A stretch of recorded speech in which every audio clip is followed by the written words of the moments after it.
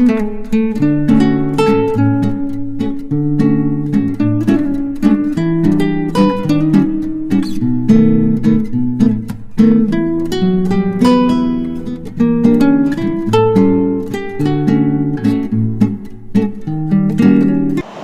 Everyone, Radhe Radhe सभी को।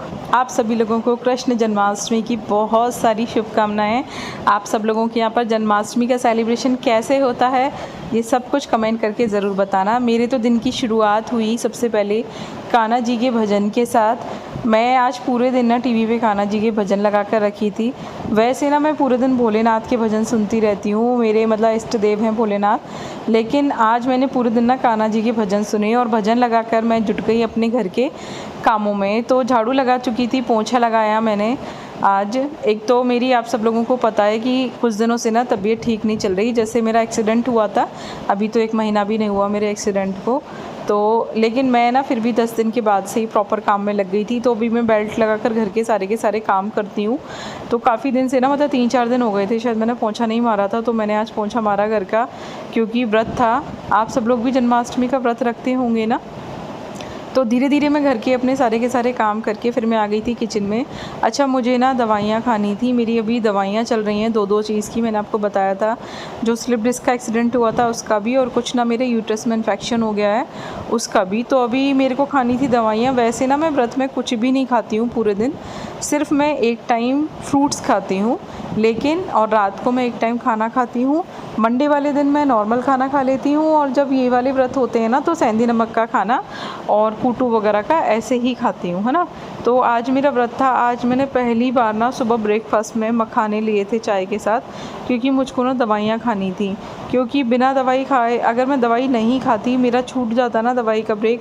तो जैसे हमारा कोर्स होता है ना दवाइयों का, फिर वो बीच में ना ब्रेक हो जाता है, तो फिर दवाइयाँ उस तरीके से असर नहीं कर पाती हैं। तो दवाइयाँ चल रही हैं, तो अभी मैं ना दवाइयाँ छोड़ नहीं सकती थी। तो मैंने पहली बार ना आज मखाने खाए। मखाने तल लिए थे, मेरा, मेरे पतिदेव का और हनु का, तीनों का ही फास्ट था आज। हम लोग ऐसे वाले फास्ट ना तीनों लोग ही रख लेते हैं साथ में। और नीचे से मेरी देवरानी व्रत रखती है, बाकी के लोग व्रत नहीं रखते, लेकिन हम लोग ऊपर सभी लोग व्रत रख लेते हैं। मेरे हस्बैंड सारे व्रत ना मेरे साथ रखते हैं, और हनु कुछ सेलेक्टिव व्रत ही मेरे साथ रखता है। वो सारे व्रत अभी नहीं रखता। मैं ही उससे मना कर देती हूँ कि अभी बेटा पढ़ने में ध्यान दो, फिर बाहर ही है ना, अगर नहीं रख पाओ, बाहर हो, खेल रहे हो, और क्लासेस हर तरीके की चलती हैं, उसकी जूडो कराटे की भी चलती हैं, तो फिर बच्चा नहीं रख पाए, ऐसे ये वीकनेस हो जाए। नमक कम खाते हैं ना हम लोग, तो बीपी लो होने का डर रहता है। तो घर में है तो इतनी दिक्कत नहीं है, बट बाहर हैं तो कुछ भी गड़बड़ हो सकता है। तो उसको ना मैं अभी कम ही व्रत रखवाती हूँ, पर उसकी छुट्टी थी तो वो घर पे था, तो मैंने उसको भी व्रत रखवा दिया था। वो जन्माष्टमी का और शिवरात्रि का तो व्रत रखता ही रखता है। तो मखाने तल लिए थे, चाय बना ली थी, उसके बाद हम तीनों ने बैठ के मखाने खा लिए थे और चाय पी ली थी। उसके बाद मैंने अपनी दवाई खा ली थी, और दवाई खा के फिर मैं आ गई थी किचन में। थोड़ी देर ना मैंने बीच में रेस्ट कर लिया था, क्योंकि लगातार काम करने से ना मेरी बैक में दर्द होने लगता है। तो मैं थोड़ा थोड़ा काम करती हूँ, थोड़ा थोड़ा रेस्ट करती हूँ। तो मैंने रेस्ट कर लिया था, उसके बाद मैं आ गई थी किचन में, और अब मुझे करनी थी व्रत के खाने की तैयारी। तो मैंने सबसे पहले किचन साफ़ की, गैस पोंछी, स्लैब पोंछी, जिससे कि मैं व्रत के खाने की तैयारी कर सकूं। और एक कुकर में भर के ना मैंने आलू उबालने के लिए रख दिए थे धो के। और दूसरी तरफ ना मैं समा के चावल की खीर बना रही थी, वो मेरे बेटे को बहुत ज़्यादा पसंद है। तो समा के चावल निकाल लिए थे मैंने, और दूसरे कुकर में ना मैंने समा के चावल और उसमें थोड़ा सा ना दूध ऐड करके मैंने उसमें भी ना सीटी लगाने को रख दी थी। बस एक ही सीटी लेनी है बस, ठीक है। अदरवाइज़ फिर उसके बाद मैं देखती हूँ, मैं ऐसे एकदम से ना नहीं रखती हूँ, पहले एक सीटी लेके देखती हूँ, क्योंकि इसमें अगर ऐसा ना हो कि ना जल जाए। दूध अगर ज़्यादा डाल दो तो ऊपर से निकलने लगता है सीटी में से, और कम डालो ना तो चावल जलने का डर रहता है। तो कभी कभी ना मैं ऐसे भगोने में भी बना लेती हूँ, बट आज मैंने कुकर में ही बना लिया था। तो बस एक छोटी सी सीटी लेके मैंने बंद कर दिया था। तो देखो दूध सारा का सारा ना एब्जॉर्ब कर चुके हैं चावल। तो मैंने चीनी डाली, और मैंने फिर इसमें ना थोड़ा सा दूध और डाला, जिससे कि अच्छे से जो है इसमें एक मतलब बढ़िया सा वो बन सके सबको मिला के।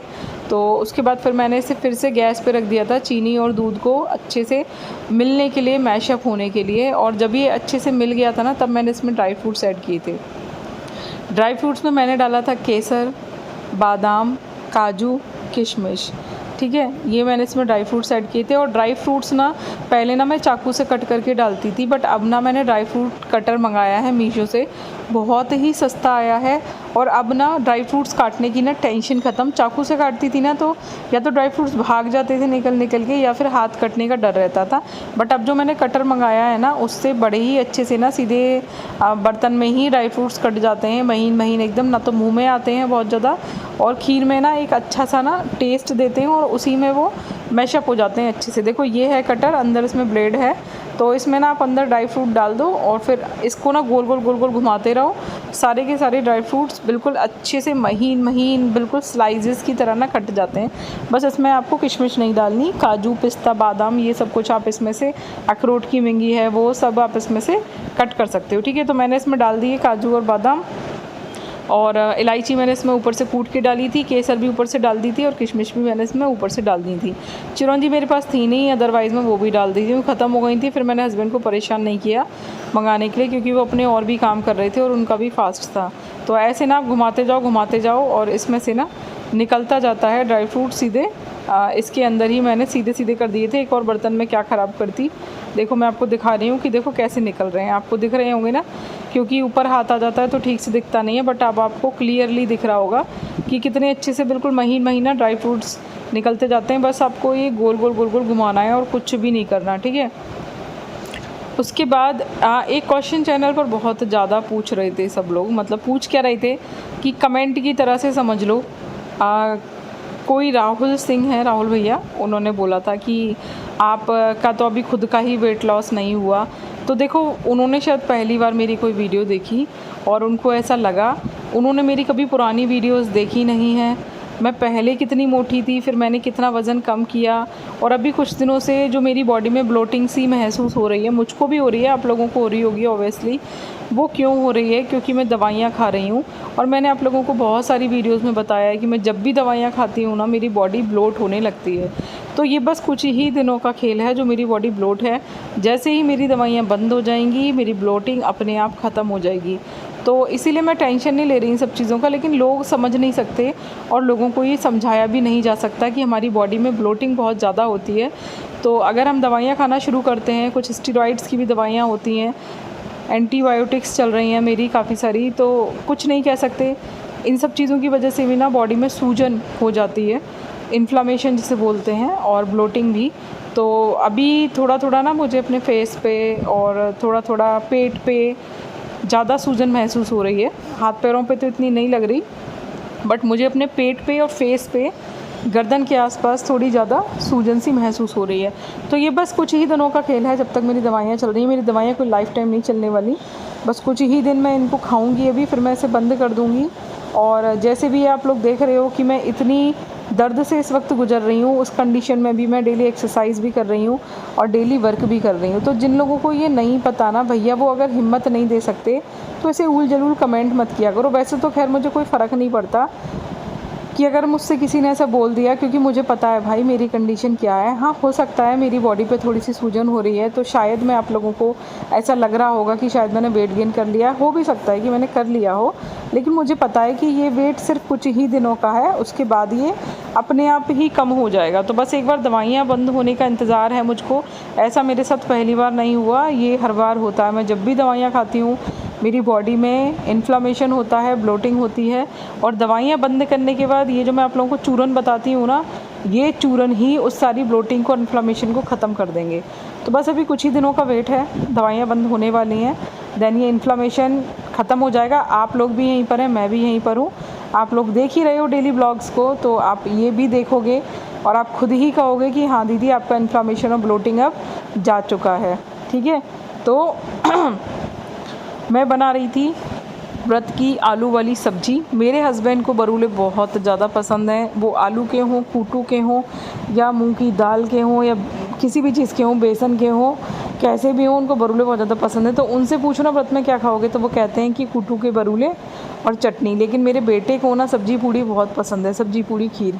मुझे भी सब्जी पूड़ी खीर बहुत पसंद है। पहले मेरे हस्बैंड खाते नहीं थे सब्जी पूड़ी खीर, बट अब ना उनको सब्जी पूड़ी खीर भी बहुत ज़्यादा पसंद है। मतलब मुझे लगता नहीं था कि वो सब्जी पूड़ी खाना सीख जाएंगे व्रत वाली, लेकिन अब वो सीख गए हैं तो मुझे अच्छा लगता है, तो इसलिए हम तीनों को ही सब्ज़ी पूड़ी खीर पसंद है ना, तो मैंने यही बना लिया था। और मेरा बेटा तो बहुत शौक़ से खाता है व्रत वाली सब्ज़ी पूड़ी, और अब तो हस्बैंड भी खाने लगे हैं, तो मुझे बहुत ही ज़्यादा अच्छा लगता है कि चलो ये चीज़ जो वो खाते नहीं थे वो सीख गए हैं। क्योंकि यार देखो, अगर घर में हस्बैंड खाना सीख जाए ना वो चीज़ें जो आपको पसंद हैं, तो फिर तो बल्ले बल्ले ही है। जैसे अभी मेरे हस्बैंड को आलू बहुत पसंद है, तो मेरी ज़्यादातर रेसिपीज़ में होती हैं ये सब चीज़ें, और मुझे भी खानी पड़ती हैं। मैं अलग से क्या बनाऊँ वो अपने लिए, है ना। अगर अलग से बनाऊँ फिर उनके लिए भी बनाऊँ, अपने लिए भी बनाऊँ, तो भैया इतना तो मैं अभी काम भी नहीं कर पा रही और हो भी नहीं पाता। देखो मेरे पास कोई सर्वेंट नहीं है, मैं घर के सारे काम ना खुद से ही करती हूँ। तो वही है सब कि अभी मैं बेल्ट लगा कर काम कर रही हूँ धीरे धीरे, आप सब लोगों को पता है। लेकिन मेरे अंदर हिम्मत बहुत ज़्यादा है, मैं हर कंडीशन में मैंने काम किया है। मैं बहुत ज़्यादा बीमार रही हूँ। अपने अबॉर्शन के बाद से ना मेरी बॉडी बहुत ज़्यादा बेकार हो गई थी। एक बार मेरा हनू से पहले अबॉर्शन हुआ था, 4 महीने की प्रेग्नेंट थी मैं, और वो भी डिलीवरी ही हुई थी मेरी, नॉर्मल डिलीवरी की तरह से। तो उसके बाद ना मेरा शरीर काफ़ी ख़राब होने लगा और बॉडी में काफ़ी सारी बीमारियाँ भी बन गई। तो तब से मेरी बॉडी में बीपी लो रहने लगा, और भी कुछ चीज़ों की कमियाँ हो गई। तो कुछ चीज़ें ऐसी होती हैं जो आपके हाथ में नहीं होती, बट आपको उनसे जूझना पड़ता है।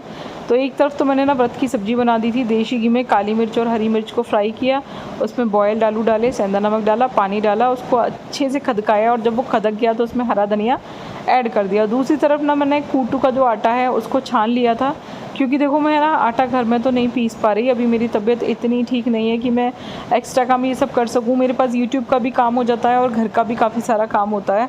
तो मैंने मार्केट से ही आटा मंगाया था, लेकिन मार्केट के आटे में ना जो कूटू के बीज होते हैं ना, वो ऐसे ही पीस देते हैं। उसका जो मतलब वो है ना, छीलन जो होती है बीज की छिलके, वो नहीं निकालते। तो हमेशा मैं छान लेती हूँ, अदरवाइज़ फिर वो ना मुँह में आते हैं। और ये कूटू का जो आटा है ना, ये मैं आलू में ही गूँथती हूँ। आप चाहो तो अरबी में भी कर सकते हो, बट अरबी से ना मुझे बादी होती है, तो मैं अरबी नहीं यूज़ करती बिल्कुल भी। तो कूटू का आटे में मैंने आलू ऐड करके इसकी लोइयाँ बना ली थी, और फिर छोटी छोटी सी पूड़ियाँ बना के ना बेल के मैंने तल ली थी अच्छे से देसी घी में। व्रत का खाना हमेशा देसी घी में ही बनाना चाहिए। अच्छा, पहले ना मैं बहुत कम देसी घी कढ़ाई में डालकर पूड़ियों को सेकती थी ना, तो पूड़ियाँ फूलती नहीं थी। तो अब ना कढ़ाई में थोड़ा ज़्यादा ही देसी घी डालना पड़ता है। और नेक्स्ट डे वैसे भी गाज है, तो गाज के भी गजरोटा वगैरह सेकेंगे, तो इसलिए मैंने कढ़ाई में अच्छे से ही घी कर लिया था, जिससे कि मैं अपने गजरोटे वगैरह भी सेक सकूँ उसमें। तो पूड़ियों को सबसे पहले मैंने गैया की पूड़ी निकाली। आप लोग भी सबसे पहले सब कुछ गाय माता के लिए निकालते होंगे ना, रोटी पूड़ी पराठा जो भी आप लोग बनाते हो। मैं हमेशा ना सब कुछ गैया के लिए निकालती हूँ पहले। तो एक पूड़ी पे ना मैंने थोड़ी सी सब्जी और थोड़ी सी खीर रख के गौ माता के लिए निकाल दी थी। मैं हमेशा ऐसे ही करती हूँ। और अगर ताज़ी सब्ज़ी नहीं बनी होती ना, मान लो कोई बासी सब्ज़ी है बची हुई एक दिन पहले की, तो मैं ना गौ माता को ना रोटी पे पराठे पे गुड़ रख के खिला देती हूँ। लेकिन मैं उनके लिए ना डेली रोटी ज़रूर निकालती हूँ। तो मुझे ना ऐसा लग रहा था कि अगर मैं ऑयल लगाकर पूड़ी बेल रही थी ना, तो वो चिपक रही थी, तो मैंने थोड़ा सा फिर इसका आटा ही लगा के पूड़ियों को बेल लिया था, है ना। तो ये मैं थाली लगा रही थी एक तरफ भगवान जी वाली। तो सबसे पहले मैं भगवान जी का भोग लगाती हूँ, उसके बाद मैंने हनु को खिलाया, फिर इनको खिलाया, और फिर मैंने खाना खाया। तो थाली में थोड़ा सा ना पानी भी रखती हूँ मैं, और खीर बनाई थी, खीर रखी थी, सब्जी बनाई थी, वो भी रखी थी। वैसे तो ना हमारे यहाँ रात के 12 बजे खीरा जो होता है कुकुम्बर, उसे फोड़ के जन्म होता है लड्डू गोपाल का। लेकिन मैं ना थाली में भी खीरा काट लिया था साथ में सैलड के लिए, और 2 पूड़ी रख के, और सब्ज़ी में ना थोड़ा सा नींबू मैंने निचोड़ लिया था। नींबू को ना चलनी से करके निचोड़ने में एक फ़ायदा होता है कि इसके बीज ना उसी में रह जाते हैं, तो सिर्फ रसी नीचे जाता है। तो मैंने सबसे पहले भगवान जी का भोग लगाया, खाना खाया, फिर मैं नीचे आ गई थी। और मैं आपको मंदिर दिखा रही हूँ कि डेकोरेशन कैसे की थी हम लोगों ने। गुब्बारों से सजाया, लाइट सजाई थी, लड्डू गोपाल की मटकी आपको कैसी लगी, छोटी सी माखन वाली, ये ज़रूर बताना। बाकी हम सब भोले बाबा के भक्त हैं, ये तो आप सब लोगों को पता ही है। आज का ब्लॉग कैसा लगा ये ज़रूर बताना। मिलेंगे नेक्स्ट ब्लॉग में, तब तक के लिए